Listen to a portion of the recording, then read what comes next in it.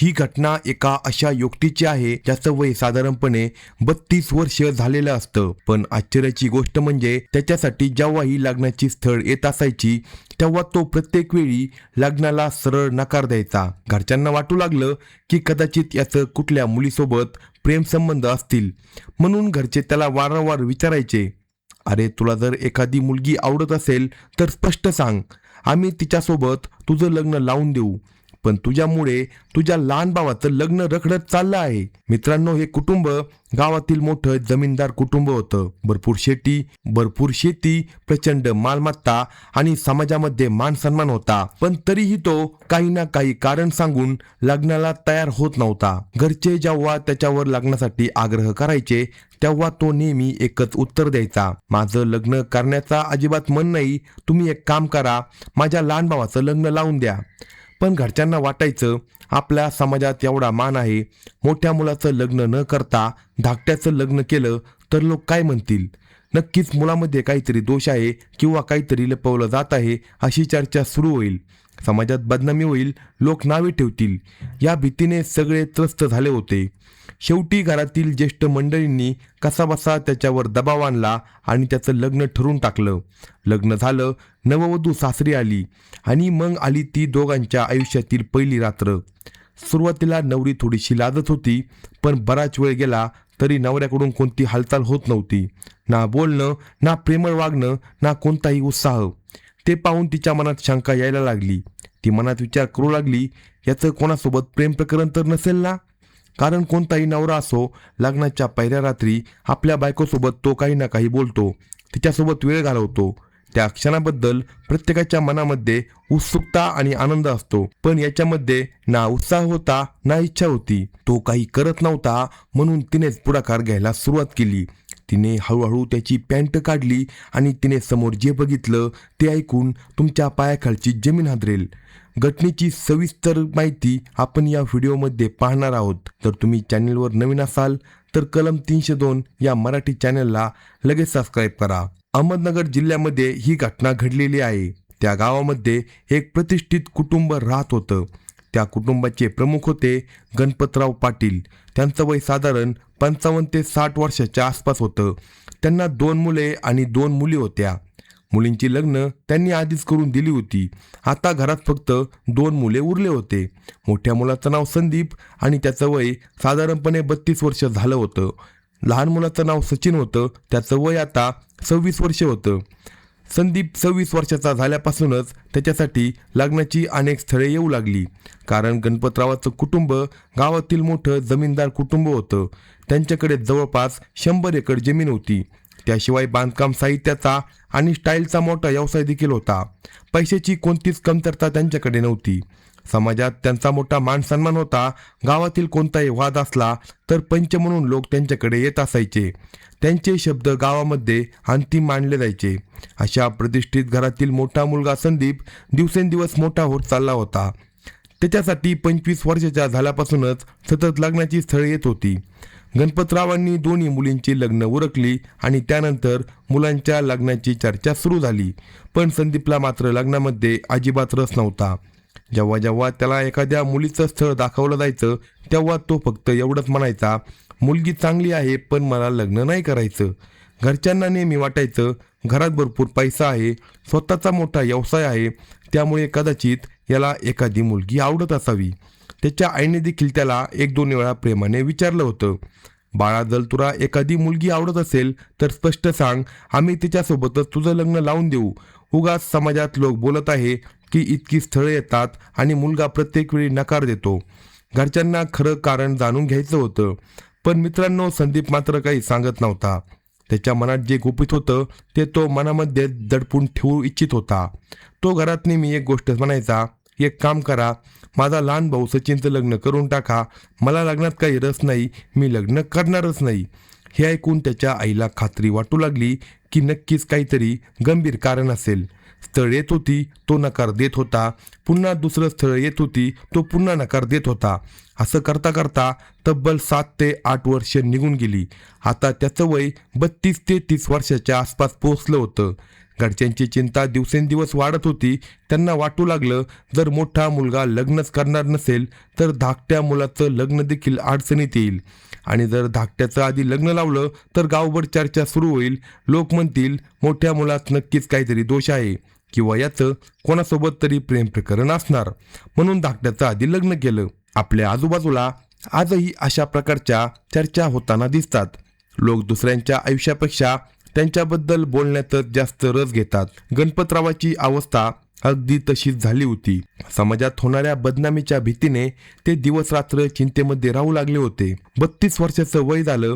आता तर संदीपसाठी देखील स्थळ येणं जवळजवळ बंद झालं होतं. गणपतराव खूप चिंतेत पडले. त्यांच्या मनात एकच विचार होता, कसंही करून मोठ्या मुलाचं लग्न व्हायला हवं. त्यांना हुंड्याची, पैशाची किंवा श्रीमंतीची अजिबात अपेक्षा नव्हती. देवाने त्यांना सर्व काही दिलं होतं. गणपतरावांचा एक दूरचा मित्र होता. तो ना फार श्रीमंत होता ना फार गरीब होता. साधारण मध्यमवर्गीय कुटुंब होतं. त्याला 6 मुली होत्या. त्यातील सर्वात मोठ्या मुलीचं नाव होतं स्वाती. एक दिवशी तो गणपतरावाकडे आला आणि म्हणाला, गणपतराव, माझ्याकडून हुंडा किंवा देणे घेणं काही होणार नाही, पण तुम्हाला योग्य वाटलं तर माझी मुलगी स्वातीचं लग्न तुमचा मोठा मुलगा संदीप सोबत करू शकतो. हे ऐकून गणपतराव म्हणाले, मलाही माझ्या मुलाचं लग्न व्हावं असं वाटतं, पण तो काही तयार होत नाही. सारखा म्हणतो धाकट्या भावाचं लग्न करून टाका. त्यावर स्वातीचे वडील म्हणाले, चला आपण दोघे मिळून त्याच्यासोबत बोलू. कदाचित आपल्या बोलण्याने तो लग्न करायला तयार होईल. दोघेही गणपतरावांच्या घरी आले. घरी आल्यावर संदीपला बोलावण्यात आलं. त्याच्याशी पुन्हा एकदा शांतपणे चर्चा करण्यात आली. त्या दिवशी संदीप कोणत्या मनस्थितीत होता हे कोणाला माहीत नव्हतं. घरच्यांनी इतकं वर्ष त्याला सतत टोमणे मारले होते, समजावलं होतं, आग्रह केला होता. त्या सगळ्याचा त्याला आता कंटाळा आला होता आणि अचानक त्याने लग्नासाठी होकार दिला. पण त्याने एक अटही ठेवली. तो म्हणाला, मी लग्नाला तयार आहे, पण माझी एक अट आहे. सगळे आनंदाने त्याच्याकडे पाहू लागले. तो पुढे म्हणाला, लग्नानंतर जर कोणता वाद, भांडण किंवा काही अडचण निर्माण झाली तर त्याची जबाबदारी माझी असणार नाही. हे मात्र ऐकताच सगळेच थोडे घाबरले. त्यांनी विचारलं, असं का म्हणतोस, नेमकं काय कारण आहे? पण संदीपने तेव्हा काही उत्तर दिलं नाही. फक्त एवढं बोलला आणि तो तिथून निघून गेला. घरच्यांना वाटलं की कदाचित आपल्या सततच्या दबावामुळे तो रागात असं बोलला असेल. लग्न झाल्यावर बायको घरी आली की सगळं आपोआप सुरळीत होईल. काही लोक सुरुवातीला खूप नाटकं करतात, पण लग्नानंतर बायकोवर जीवापाड प्रेम करतात. असंच काहीसं सगळ्यांना वाटलं आणि त्या एका विचारावर सगळ्यांनी हा विषय तिथेच संपवला. त्यानंतर लग्नाची तारीख ठरली. सर्व तयारी सुरू झाली. हळूहळू लग्नाचा दिवस जवळ येऊ लागला आणि अखेर तो दिवसही उजाडला. ज्या दिवशी वरात निघणार होती, मित्रांनो, संदीप नवऱ्याच्या वेशात तयार झाला होता, पण त्याच्या चेहऱ्यावर अजिबात देखील आनंद नव्हता. तो जणू मनावर दगड ठेवूनच लग्नासाठी निघाला होता. वरात मोठ्या थाटामाटात निघाली. स्वातीच्या गावी पोहोचली. तिथे स्वागत झाले. सर्व लग्नाच्या विधी पार पडल्या आणि दुसऱ्या दिवशी स्वाती नववधू म्हणून तिच्या सासरे आली.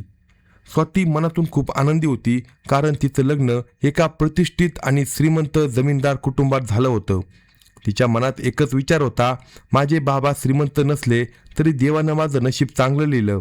मला इतकं चांगलं घर मिळालं. इथे पैशाची, संपत्तीची किंवा कशाचीच कमतरता नाही. अनेक स्वप्न डोळ्यात ठेवून ती त्या घराची सून म्हणून उंबरठा ओलांडते. तिला वाटलं होतं आजपासून तिच्या नव्या आयुष्याची सुरुवात होईल. पुढे तिचा संसार सुखाचा होईल. ती तिच्या वैवाहिक आयुष्यात आनंदी आणि समाधानी राहील. ती सासरी पोहोचताच तिचं मोठ्या उत्साहाने स्वागत करण्यात आलं. घरातील प्रत्येकजण तिचे प्रेमाने स्वागत करत होता. हे पाहून स्वातीला खूप छान वाटलं. गणपतरावाच्या बायकोला तर नव्या सुनेबद्दल प्रचंड उत्साह होता. तिने आधीच सुनेसाठी काही दागिने बनवून ठेवले होते. ते सर्व दागिने तिने नवी सून स्वातीला दिले आणि प्रेमाने म्हणाली, आजपासून तू या घरची मोठी सून आहे. माझ्याकडे जे काही आहे त्यावरही तुझा तितकाच हक्क आहे. आई म्हणून माझे कर्तव्य आहे की माझं प्रेम आणि आशीर्वाद तुला द्यावं. त्यानंतर तिला मूर्तांची भेट म्हणून अनेक वस्तू देण्यात आल्या. आसपासच्या महिला नववधूला पाहण्यासाठी घरी आल्या. सर्वजणी तिचं कौतुक करत होत्या. हळूहळू संध्याकाळ झाली. गावात लग्नानंतर महिलांचा पारंपरिक कार्यक्रम आयोजित करण्यात आला होता. शेजारच्या आणि नातेवाईकांच्या महिला एकत्र जमल्या होत्या. ढोलकी वाजू लागली. लग्नाची गाणी सुरू झाली. सगळ्या महिला नाचू गाऊ लागल्या होत्या. स्वाती देखील त्या कार्यक्रमात सहभागी झाली. स्वातीला गाण्याची आणि ढोलकी वाजवण्याची विलक्षण आवड होती. ती अतिशय सुंदर आवाजात गात होती आणि तितक्याच सुरेखपणे ढोलकी देखील वाजवत होती. त्यात भर म्हणजे ती दिसायला खूप सुंदर होती. ती गाणं म्हणू लागली आणि ढोलकीवर ताल धरू लागली. तसं तिथं उपस्थित सगळ्या महिला अक्षरशः तिच्याकडे पाहतच राहिल्या. त्या गणपतरावाच्या बायकोला म्हणाल्या, अगं काय सुंदर सून मिळाली आहे तुला, किती सुस्वभावी आहे, गुणी आहे, सर्व गुणांनी परिपूर्ण आहे. हे ऐकून गणपतरावाची बायको आनंदाने म्हणाली, उशिरा मिळाली पण अगदी योग्य सून मिळाली.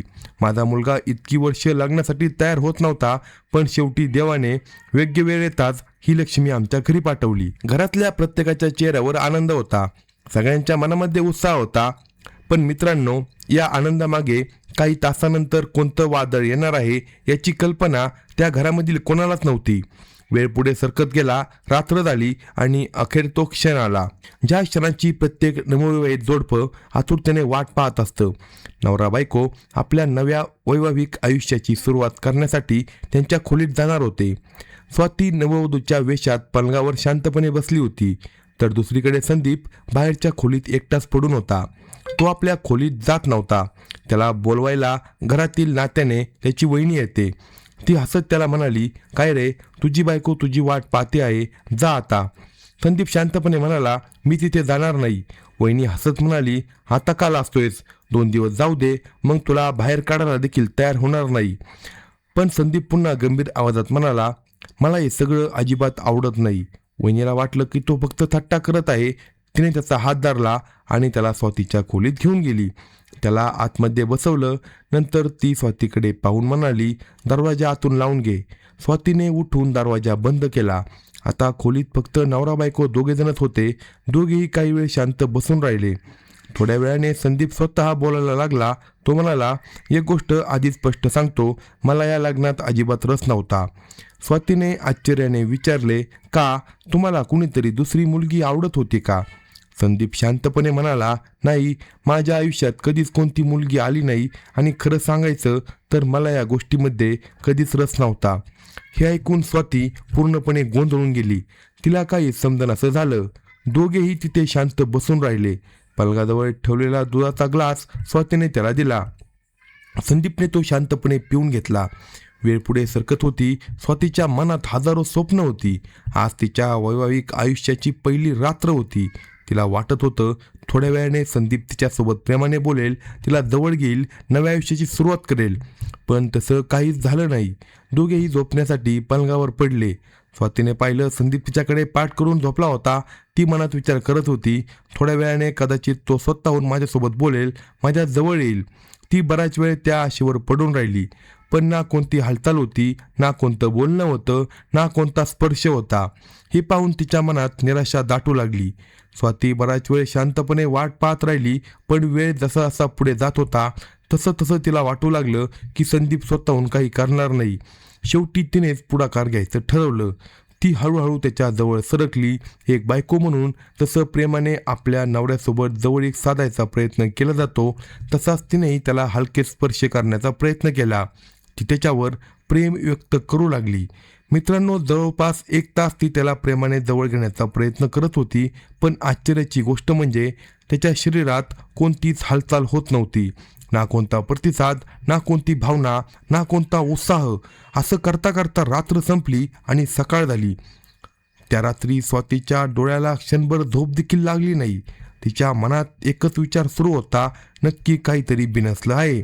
दुसऱ्या दिवशी सकाळी ती नेहमीप्रमाणे आंघोळ करून घरातील स्वयंपाक आणि इतर कामांमध्ये गुंतली. संदीप उठला आणि नेहमीप्रमाणे आपल्या मित्रांसोबत बाहेर निघून गेला. त्याचे मित्र त्याचे चेष्टा करू लागले. नव्या संसाराबद्दल, पहिल्या रात्रीबद्दल त्याला प्रश्न विचारू लागले. पण संदीप काही बोलला नाही. तो पूर्णपणे शांत राहिला. संपूर्ण दिवस तो मित्रांसोबतच घालवत होता. संध्याकाळी तो पुन्हा घरी आला. रात्र झाली आणि पुन्हा तीच वेळ आली. आज मात्र स्वातीने ठरवलं होतं की काल जे झालं ते पुन्हा होऊ द्यायचं नाही. आज ती आणखी धाडसाने त्याच्या जवळ जाऊ लागली. ती त्याला आपल्याकडे ओढण्याचा प्रयत्न करू लागली. पण संदीप मात्र प्रत्येक वेळी तिला दूर सारत होता. तिचा हात झटकत होता. तिच्यापासून अंतर ठेवण्याचा प्रयत्न करत होता. मात्र आज स्वातीने मनाशी निश्चय केला होता, पहिली रात्र निघून गेली, पण आज ही संधी मी जाऊ देणार नाही. ती पुन्हा त्याच्या जवळ गेली, पुन्हा त्याच्यासोबत प्रेमाने बोलू लागली, पण तो वारंवार तिला दूर ढकलत होता. तो पुन्हा पुन्हा म्हणत होता, माझ्यापासून दूर राहा, कृपया माझ्यापासून दूर राहा. हे ऐकून स्वाती पूर्णपणे गोंधळून गेली. तिने त्याला विचारलं, नेमकं काय झाले? माझ्याकडून काही चूक झाली का? माझ्या माहेरच्यांकडून काही चूक झाली असेल तर मी त्यांच्या वतीने तुमची माफी मागते. मित्रांनो, ते तिचं नवीन घर होतं, म्हणून तिला वाटत होतं कदाचित लग्नात कुठल्या गोष्टीवरून नवरा नाराज झाला असेल आणि तो राग तिच्यावर काढत असेल. पण तिला खरं कारण काही समजत नव्हतं. खरं प्रकरण काय आहे हे समजायला अजून वेळ होता. रात्रीचे जवळपास 2 ते 2:30 वाजले होते. स्वातीला आता खात्री वाटू लागली की काहीतरी गंभीर समस्या आहे. तरीही तिने स्वतःच्या मनाला समजावलं आणि अखेर डोळे मिटून झोपण्याचा प्रयत्न केला. असं करता करता 4 रात्री निघून गेल्या. या 4 दिवसात संदीप आणि स्वाती यांच्यामध्ये नवरा बायकोचे संबंध अजिबात निर्माण झाले नव्हते. आता स्वातीच्या मनात संशय अधिकच वाढू लागला. 5व्या दिवशीची रात्र आली. दोघेही पलंगावर बसले होते. स्वातीने शांतपणे संदीपला विचारलं, आपण असं किती दिवस राहणार आहोत? मी तुमची बायको आहे. माझ्यावर तुमचाही तितकाच अधिकार आहे जितका तुमच्यावर माझा आहे. आपल्याला आपलं नवीन आयुष्य सुरू करायचं आहे.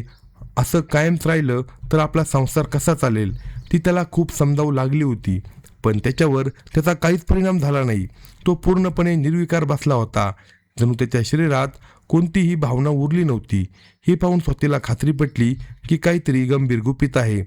त्या रात्री तिने मनाशी पक्का निर्धार केला, आज काही झालं तरी मी सत्य जाणूनच घेणार. नेमकं कारण काय आहे हे समजल्याशिवाय मी शांत बसणार नाही, असं म्हणत ती पूर्णपणे त्याच्यावर वर्चस्व गाजवत त्याची खरी परिस्थिती समजून घेण्याचा प्रयत्न करू लागली. तिने त्याचे कपडे बाजूला केले, पण मित्रांनो, अर्धा तास उलटून गेला. संदीपच्या शरीरात कोणतीच हालचाल होत नव्हती. तो जणू पूर्णपणे निश्चल पडून होता. हे पाहताच स्वाती हादरून गेली. तिला अखेर सत्य समजलं होतं. दुसऱ्या दिवशी सकाळ होताच तिने तिच्या माहेरी फोन केला. तिला भाऊ नव्हता, म्हणून तिने तिच्या वडिलांना फोन करून सांगितलं, बाबा काकाला घेऊन या आणि आणखी 2-4 नातेवाईकांना सोबत घेऊन या. मला आता या घरात राहायचं नाही, मला घटस्फोट हवा आहे. हे ऐकता तिचे वडील आणि काका पूर्णपणे हादरले. त्यांच्या मनात एकच प्रश्न होता, अवघ्या 4-5 दिवसात असं काय घडलं? त्यांना वाटलं की कदाचित जावाईने तिच्यासोबत भांडण केलं असेल, मारहाण केली असेल, घरात काहीतरी मोठा वाद झाला असेल. ते घाईघाईने स्वातीच्या सासरी पोहोचले. तिथे त्यांची भेट गणपतरावांसोबत झाली. त्यांनी शांतपणे विचारलं, काय झालं, काही अडचण आहे का? गणपतराव म्हणाले, आमच्या माहितीनुसार तर काही झालं नाही. त्यावर स्वातीचे वडील म्हणाले, स्वातीने आम्हाला फोन करून तातडीने बोलावलं आहे, म्हणूनच आम्ही लगेच आलो आहे. तेवढ्यात स्वातीला समजलं की तिचे वडील आले आहे. ती त्यांना घरातील एका खोलीत घेऊन गेली, कारण गणपतरावांचा समाजात खूप मोठा मान होता. त्यांची आबरू सर्वांसमोर जाऊ नये अशी तिची इच्छा होती, म्हणून तिने घराच्या 4 भिंतीचं सगळं बोलणं योग्य समजलं. थोड्याच वेळात स्वातीचे वडील, तिचे काका आणि त्यांच्यासोबत आलेले 2-3 गावातील ज्येष्ठ लोक घरात बसले. दुसऱ्या बाजूला गणपतराव, त्यांची बायको आणि धाकटा मुलगा सचिन हे देखील तिथे उपस्थित होते. पण संदीप मात्र घरात नव्हता. स्वाती म्हणाली, संदीपलाही बोलवा, तोही इथं असणं गरजेचं आहे. घरचे त्याला शोधायला लागले. तो त्याच्या एका मित्रासोबत गावात बसला होता. त्याला ताबडतोब घरी आणण्यात आलं. आता घरातील सगळे लोक एकाच ठिकाणी बसले होते. घरात पूर्णपणे शांतता होती. सर्वांच्या नजरा स्वातीकडे होत्या. थोडा वेळ शांत राहिल्यानंतर स्वाती बोलू लागली. ती म्हणाली, माझं लग्न या मुलासोबत झालं, पण हा माणूस वैवाहिक जीवन जगण्यास सक्षम नाही. याच्या शरीरात कोणताही प्रतिसाद नाही. आज लग्नाला 5-6 दिवस झाले, पण आमच्यामध्ये आजपर्यंत नवरा बायकोचे संबंध निर्माण झाले नाही. हा माझ्यापासून कायम दूर पळत आहे. त्याच्या शरीरात कोणती हालचाल होत नाही. माझ्यासोबत मोठा अन्याय झाला आहे. हे शब्द ऐकताच तिथे बसलेले सगळे स्तब्ध झाले. गणपतरावांना तर क्षणभर काही सुचत नव्हतं. त्यांची सून मोठ्या मुलाबद्दल इतकी मोठी गोष्ट सांगत होती. गणपतरावाची बायको, धाकटा मुलगा सचिन आणि तिथे सर्वजण बसलेले लोक सगळे एकमेकांच्या चेहऱ्याकडे पाहू लागले. जणू त्यांच्या पायाखालची जमीनच सरकली होती. स्वातीचे वडील तिला रागाने म्हणाले, काय बोलते, तुला काही लाज नाही वाटत का?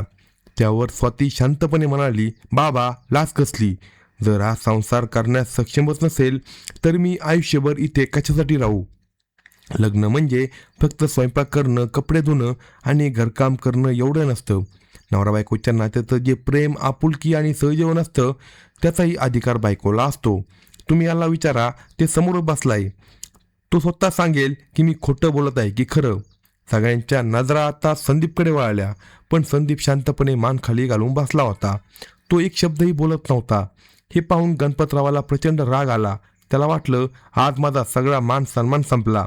ते मोठ्याने ओरडले, अरे नालायका, तुझी बायको तुझ्यावर एवढा मोठा आरोप करत आहे आणि तू गप्प बसून ऐकत आहे. जे खरं आहे ते स्पष्ट सांग. त्यांनी त्याला खूप रागावलं, खूप सुनावलं. शेवटी संदीपची सहनशक्ती संपली. तो हळूहळू उठून उभा राहिला आणि शांत आवाजात म्हणाला, स्वाती जे काही बोलत आहे ते सगळं खरं आहे आणि म्हणूनच मी इतकी वर्ष लग्नाला नकार देत होतो. पण तुम्ही सगळे हट्ट धरला होता. मोठ्याचं लग्न झाल्याशिवाय धाकट्याचं लग्न होणार नाही असंच तुम्ही म्हणत होता. म्हणून शेवटी तुमच्या दबावाखाली येऊन मला लग्न करावं लागलं, नाहीतर मला कधीच लग्न करायचं नव्हतं. हे ऐकताच घरात पुन्हा एकदा शांतता पसरली. गणपतराव, त्याची बायको, स्वातीचे वडील, तिथे बसलेले सर्व नातेवाईक सगळेच पूर्णपणे हादरून गेले. अवघ्या 5 दिवसांपूर्वी ज्या घरात आनंदाचं वातावरण होतं, त्याच घरात आज दुःखाचं सावट पसरलं होतं. गणपतरावांना स्वतःची खूप लाज वाटू लागली. ते स्वातीच्या वडिलांसमोर हात जोडून म्हणाले, माझ्याकडून खूप मोठी चूक झाली. मला या गोष्टीची अजिबात कल्पना नव्हती. आता या परिस्थितीत मी तुमच्यासाठी काय करू शकतो ते सांगा.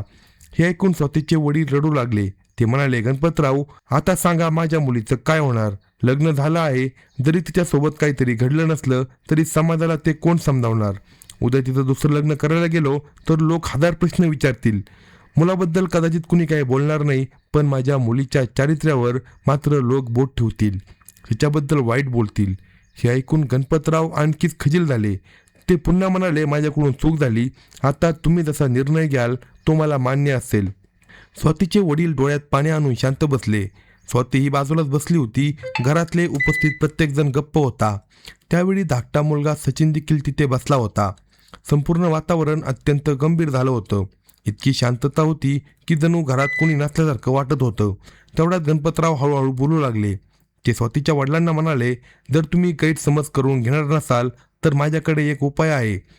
आता माझी आबरू तर आधीच गेली आहे, पण तरीही एक गोष्ट सांगू इच्छितो. स्वातीचे वडील शांतपणे म्हणाले, आता मला तुमच्यावर राग काढून काही उपयोग नाही.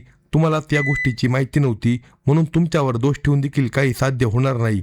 जे सांगायचं आहे ते स्पष्ट सांगा. गणपतराव थोडा वेळ शांत राहिले आणि मग त्यांनी अशी गोष्ट सांगितली.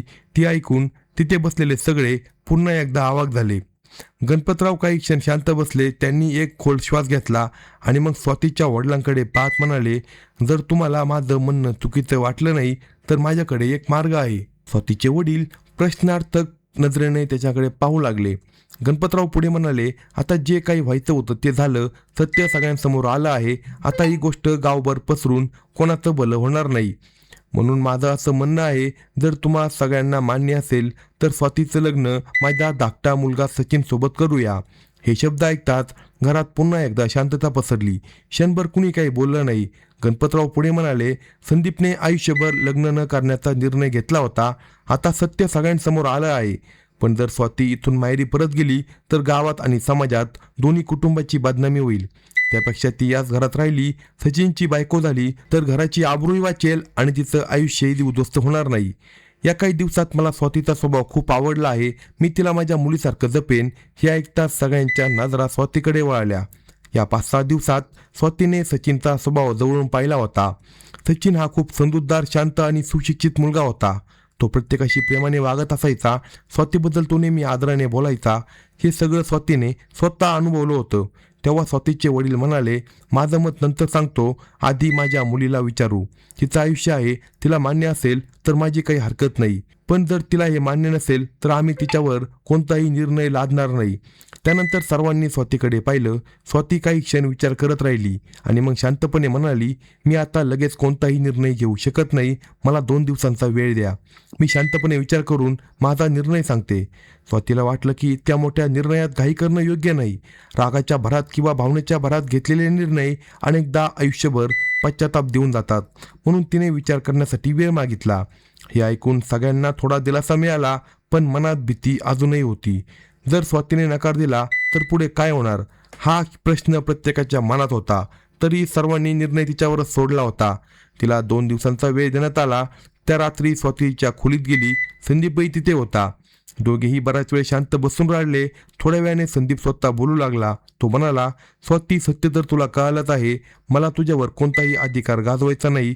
जर तुला योग्य वाटत असेल तर तू सचिनसोबत लग्न कर. माझी बायको म्हणून नाही तर माझ्या धाकट्या भावाची बायको म्हणून या घरामध्ये राहा. फक्त माझी एक विनंती आहे, मी या घरातच राहील. माझ्या खाण्यापिण्याची आणि औषधाची थोडी काळजी घेत जा. मला तुझ्याकडून दुसरी कोणतीही अपेक्षा नाही. हे ऐकून स्वातीच्या डोळ्यात पाणी आलं. तिने संदीपला विचारलं, एक गोष्ट खरं खरं सांगा, तुम्हाला ही समस्या जन्मापासून होती की नंतर झाली? संदीप काही क्षण शांत राहिला. मग तो म्हणाला, काही वर्षापूर्वी मी कामानिमित्त बाहेर गेलो होतो, तेव्हा माझा गंभीर अपघात झाला. त्या दुखापतीकडे मी दुर्लक्ष केलं, वेळेवर उपचार घेतले नाही. हळूहळू वय वाढत गेलं आणि माझी शारीरिक क्षमता कमी होत गेली. लाज वाटत असल्यामुळे मी ही गोष्ट कोणाला सांगितली नाही. मला वाटायचं लोक माझी थट्टा करतील, म्हणून मी हे गुपित मनात ठेवत राहिलो. स्वातीने विचारलं, मग लग्नाआधी तरी तुम्ही घरच्यांना सांगू शकला असता? संदीप शांतपणे म्हणाला, मी कित्येक वर्ष लग्नाला नकार देत होतो. वारंवार सांगत होतो की मला लग्न करायचं नाही, पण घरच्यांनी काही ऐकायला तयार नव्हते. त्यांना समाजात बदनामी होईल ह्याची असं चिंता होती. म्हणून शेवटी मला त्यांच्या हट्टापुढे झुकावं लागलं. माझ्या मनात आधीपासूनच एक विचार होता, जर कधी असं लग्न झालंच तर योग्य वेळ आल्यावर त्या मुलीचं लग्न सचिनसोबत करून देऊ. त्यामुळे घराची आबरू वाचेल आणि त्या मुलीचं आयुष्य देखील उद्ध्वस्त होणार नाही. दुसऱ्या दिवशी स्वातीने गणपतरावांना बोलावलं. ती शांतपणे म्हणाली, बाबा, मला हा प्रस्ताव मान्य आहे. मी सचिनसोबत लग्न करायला तयार आहे. हे ऐकताच गणपतरावांच्या डोळ्यात आनंदाश्रू आले. त्यांनी लगेच स्वातीच्या वडिलांना फोन केला. ही बातमी ऐकताच दोन्ही कुटुंबातील प्रत्येकाच्या मनावरील मोठं ओझं हलकं झालं. काही दिवसांनी सर्वजण जवळच्या एका मंदिरात गेले. अतिशय साध्या पद्धतीने स्वाती आणि सचिन यांचे लग्न लावून देण्यात आले. त्या दिवसापासून स्वाती आणि सचिन यांच्या नव्या वैवाहिक आयुष्याची सुरुवात झाली. अशाच नवनवीन स्टोरी ऐकण्यासाठी कलम 302 या मराठी चॅनेलला सबस्क्राईब करा आणि आपल्या प्रतिक्रिया कमेंट बॉक्समध्ये कळवा.